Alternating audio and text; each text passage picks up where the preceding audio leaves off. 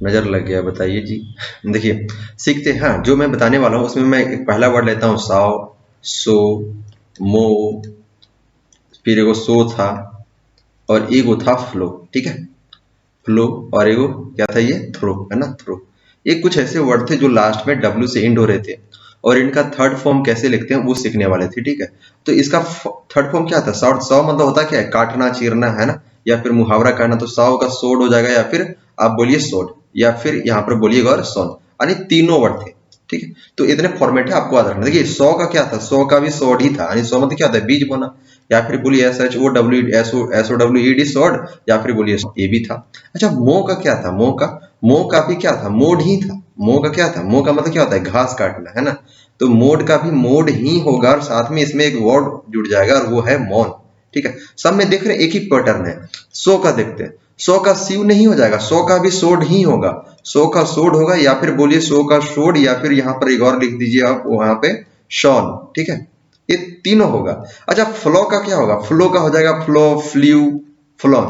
ठीक है, आप यहां पर फ्लोट नहीं कर दीजिएगा, गलत हो जाएगा। देखिए थ्रो का थ्रू, थ्रो का क्या होगा, थ्री होगा। या फिर बोलिए थ्रो का थ्रोन। ठीक है, इतना कुछ वर्ड होगा, किंठो होगा। ठीक है, थ्रो, थ्री, थ्रोन। अच्छा, एक बार मैं पूरा करवा दिया हूँ, आप इसको देख लीजिएगा और अच्छे से याद कीजिए। यदि आपको याद होगा ना तो सब लिखने की मुझे बार बार जरूरत नहीं पड़ेगी, आप एक बार रिवाइज कर लीजिए। आप यहाँ से देखोगे कि 100 से लेकर ये 100 तक लगभग एक पैटर्न है और यहाँ पर डबल डबल रिपीट हो रहा है, लेकिन फ्लो और थ्रो में एक ही है ना, वो नहीं, दूसरा चीज नहीं है। अच्छा, अब यहाँ पर देखिए लिखा हुआ है कि हेड, तो यहाँ वर्ब थ्री है ना सर, तो थ्री के लिए क्या हम यहाँ पर थ्री लिखेंगे, नहीं थ्रोन लिखेंगे। क्या लिखेंगे, थ्रोन, याद रखिएगा। ठीक है, there was a heavy rain, बहुत हेवी रेन था last night and the rivers have overflown. देखिए ओवर केम वहां पर आया था ना, तो यहाँ ओवरफ्लो, अब सोचना कि ओवरफ्लोन होगा कि नहीं होगा। ठीक है, देखिए यहाँ पर मैंने बताया फ्लो, फ्लू, फ्लोन। अच्छा सर जी, क्या मैं इसमें के भी पहले ओवर लगा दूं तो कोई तकलीफ हो जाएगा इस क्वेश्चन को, नहीं होगा। तो सर जी कोई दिक्कत नहीं है, यहाँ पे जो है ठीक है, ओवरफ्लोन है, ओवरफ्लोन है, कोई दिक्कत नहीं है ना। ठीक है, देखिए नेक्स्ट सवाल देखते हैं।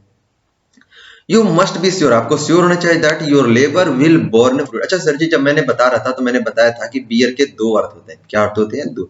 एक जन्म देना या जन्म लेना, और एक मतलब होता है सहना या ढोना, यही तो था, है ना। तो बियर का होता था बोर्न और बोर्न, कोई दिक्कत नहीं है सर जी।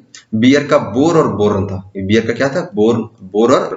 और इसका था ना सर जी बोर्न और बोर्नी था। क्या था इसका, बोर्न और बोर्नी, है ना। यही तो था ना क्या, जो मैंने बोला था इसका भीतरी और इसका भीटू, जिसमें अंतर भी समझाया था कि जब बोर्न जो आपका है वो भीतरी रहा तो क्या अर्थ देगा, और जब बोर्न आपका भीटू के रूप में इस्तेमाल हुआ तो क्या अर्थ देगा। यहाँ पर भी मैंने बताया था कि जब बियर फ्रूट यानी सफल होना, तो उसको फ्रेजल वर्ब भी था, बियर फ्रूट, है ना, बियर फ्रूट। सफल नहीं था कि सफल होना, तो बियर फ्रूट। यहाँ पर सर जी बोर्न फ्रूट नहीं होगा, बोर्नी फ्रूट होगा। अच्छा, कई बच्चों के दिमाग में आएगा कि बोर्नी क्यों बोल रहे हैं, बोर्नी तो पढ़ते हैं, हाँ ऑब्वियसली बोर्न पढ़ते हैं, लेकिन मैं अंतर समझाने के लिए कि आप लिखने के दौरान गलतियां ना करें, तो इसलिए मैं बोलता हूँ बोर्नी। आप गलत ही पढ़िए, यदि याद रहता है तो कोई दिक्कत नहीं है ना, बोर्नी फ्रूट। ठीक है, देखिए लिखा हुआ है टू बिल्ड हिज गैरेज, अपना गैरेज बनाने के लिए ही फेल या वेरी ओल्ड ट्री, उसने एक बहुत लंबा, बहुत पुराना ट्री को क्या किया, गिरा दिया। ठीक है, ओब्वियसली मैंने क्या बोला, गिरा दिया, गिराता है नहीं, गिरा दिया। तो गिरा दिया यानी पास्ट में सेंटेंस गया, तो पास्ट वाला अर्थ चाहिए। देखिए फॉल के बारे में मैंने बहुत बार आपको बताया, फॉल, फेल, फेल, आप इसको बार बार लिखिए। कई बार बच्चे होते हैं कि यार क्या एक ही चीज को बार बता रहे हो, नहीं ऐसा नहीं, आप उसको बार बार लिखिए तभी याद होगा, नहीं तो अगला दिन भूल जाइएगा कंफर्म। भले आपको लगे यार ये तो पढ़ लिया, लेकिन भूल जाइएगा, एग्जाम में कंफ्यूजन दे देगा कि क्या होगा नहीं होगा। ठीक है, तो बार लिखिए जितना बार है। देखिए गिराया ना, तो सर जी फेल का गिराना, तो इसमें ईडी जोड़कर लिखेंगे फेल्ड। ठीक है, फेल्ड।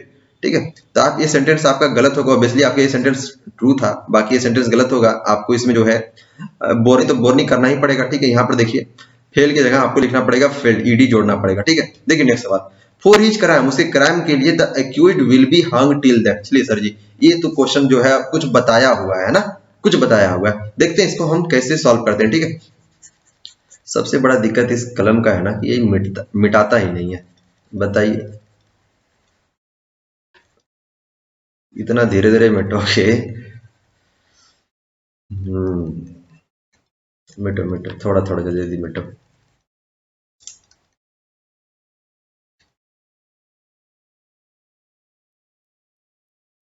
कितनी मोहब्बत से मिटाना पड़ता है इतनी मोहब्बत से तो पड़े भी ना।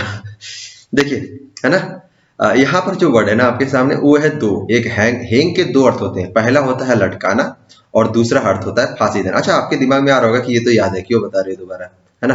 ठीक है, हम मैं इसको आपको ट्रिक से बताता हूँ, मैं इसलिए इसको दोबारा बता रहा हूँ। देखिए, जब आपको कोई चीज लटकाना होता है, बेसिकली आपको जब कपड़ा लटकाना होता है तो कुछ ये इस तरह का शेप होता है ना, आप जाके क्या करते हैं, लटा देते हैं। अच्छा, आप इसको ध्यान से देखिए कि लटकाने के लिए आप वी शेप का या यू शेप का कुछ प्रयोग करते हो, बेसिकली, है ना, यू शेप का प्रयोग करते हैं। तो इसलिए जब भी आपको लटकाने वाला सेंस चाहिए ना, तो आप उस जगह पे हंग प्रयोग कीजिएगा, आप यू वाला प्रयोग कीजिए। लेकिन जब आपको फांसी देना है तो अब आपको यू वाला प्रयोग नहीं करना है, यू वाला प्रयोग नहीं करना, तो उस वक्त करेंगे हैंग्ड। मैंने एक चीज आप भी बताया था कि एक एक्सेप्शन आ गया था, वो था कि शर्म के मारे वो फांसी लगा लिया या शर्म के मारे उसका सर लटक गया, झुक गया। यही तो सवाल था कि शर्म के मारे, मतलब शर्म के मारे उसका सर लटक गया, उसको जो फांसी लटका लिया, है ना। ठीक है, तो शर्म के मारे वो अपना माथा जो है ना लटकाया होगा इस तरह से, समझे। तो इसके लिए हम लोग ना हंग का प्रयोग करेंगे, हैंग्ड का प्रयोग वहां नहीं करेंगे। ये एक थोड़ा एक्सेप्शन था, बहुत बेहतरीन क्वेश्चन था, आपको यही चीजें समझनी थी। ठीक है, देखते हैं आगे, नेक्स्ट सवाल। देखिए, यहाँ पर जो सवाल है वो ये है कि आवर ऑर्गेनाइजेशन वाज, ये तो हो गया ना सर जी, यहाँ पर आप हैंग करेंगे, ठीक है, HANGED हैंग। ठीक है, देखिए नेक्स्ट सवाल। Our organisation was found 20 years ago. ठीक है, मेरा जो ऑर्गेनाइजेशन है वो 20 साल पहले फाउंड हुआ है। ठीक है, कितना साल पहले, 20 साल पहले। ठीक है, अब फाउंड वाला भी सर जी कई अर्थ है, अब कहीं जगह नहीं है मेरे पास, फिर से वही मुसीबत खड़ा हो जाएगा।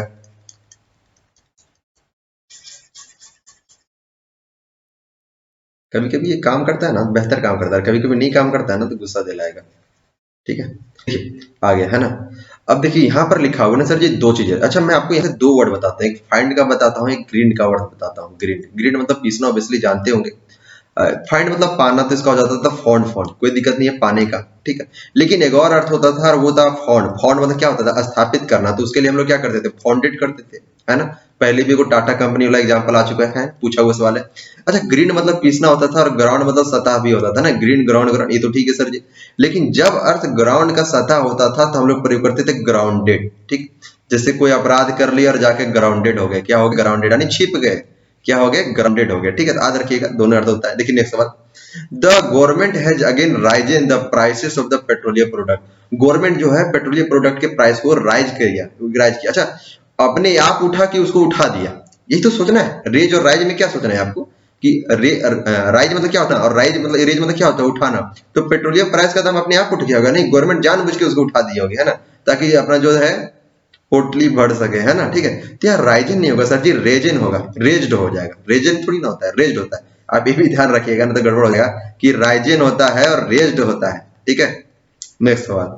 Because of the incessant rain, लगातार बारिश। अच्छा, सवाल में मेरा आपको, मेरा जो यूट्यूब है उसमें मिल जाएगा कि इंसेसेंट तो ठीक है सर जी, इंसेसेंट, कांस्टेंट, है ना, कांस्टेंट, कंटिन्यूअस, कंटिन्यूअल, कंटिन्यूअस, ये सब में अंतर क्या होता है मैं आपको नहीं बताऊंगा, वीडियो लंबा चल जाएगा। ठीक है, बहुत समय लग रहा है। ठीक है, the flood water is raising, raising बढ़ा रहा है कि बढ़ रहा है, तो राइजिंग लिखेंगे। ठीक है, राइजिंग हो जाएगा। ठीक है, we are so tired, let's lay in the shade of, दो वर्ड मैंने बताया था कि एक लाई भी होता है और एक ले होता है। ठीक, लाई और ले। ठीक है, दोनों समझते हैं।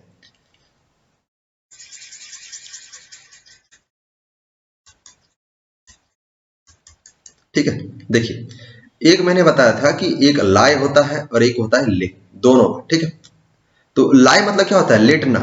और एक बार एग्जाम्पल बोलते हैं कि कोई बोले बिस्तर बिछा दो, तो बोलते हैं ले बिछा दिया, बिछा दिए, ले बिछा दिए। तो ले बिछा दिए, बिछाना, लेटाना। ठीक है, तो ले का अर्थ क्या होगा, लेटाना या बिछाना। अरे वो तो खुद ही लेट गया इस एग्जाम्पल में। एग्जाम्पल क्या होगा, ही let's lay in the shade of a tree, चलो इस शेड में जो है आराम से लेट जाए। तो लेटने के लिए तो यहाँ ले नहीं होगा सर, यहाँ लाई होगा, LIE, लाई, ये गलत होगा। ठीक है, देखिए, for the damage he laid claim against the company, उसने जो क्लेम पर लेटा दिया, बिछा दिया, उस पर क्लेम डाल दिया, है ना। तो यहाँ पर जो सर जी लेट ना होके आप यहाँ क्या करें, तो लेट तो होगा नहीं स्पेशली, है ना। आप यहाँ पर क्या करेंगे, ठीक है, आप, अच्छा यही तो होगा लेड। ठीक है, he for the damage he led them. ठीक है।